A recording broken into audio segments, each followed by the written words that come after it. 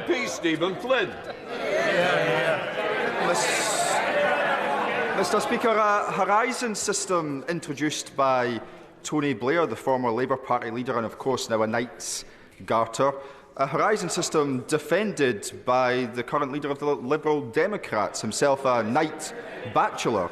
A horizon system scandal overseen by a former Conservative Prime Minister who now hides in the House of Lords as a baron. The reality is that subpostmasters never stood a chance against the Westminster establishment, did they? Well, Mr. Speaker, as I've said, this is actually one of the greatest miscarriages of justice in our country's history. And all our thoughts are with those who worked so hard for their communities and have seen their lives and reputations destroyed. And since this scandal, as the honourable gentleman pointed out, has actually unfolded over decades and with multiple people clearly at fault. But since 2019 in the High Court case, this government established a statutory inquiry led by Sir Win Williams to uncover what went wrong, established an independent advisory board, and has established 3 different compensation schemes, paying out £150 million to over 2,500 people, with now almost 2/3 having received final compensation. But we must go further and faster, Mr. Speaker, which is why we have made new announcements today.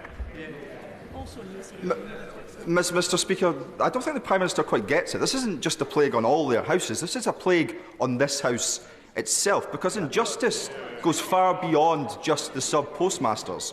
Just ask the Waspy women, or the victims of the Equitable Life scandal, or the victims of the infected blood scandal, or the victims' families from Grenfell or Hillsborough. The reality is that when the public come knocking on the doors of this here chamber seeking justice, the government only ever answers when they have no options left. Now, the Leader of the Opposition said last week that the public are right to be angry at Westminster, and they are angry at Westminster.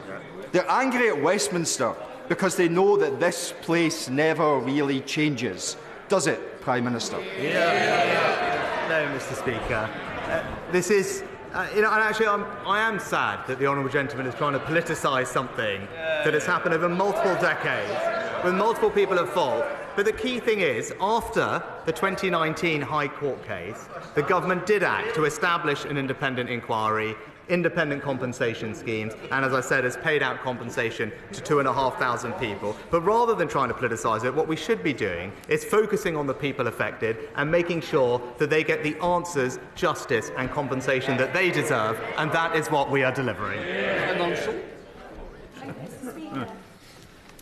I made a promise to a granddad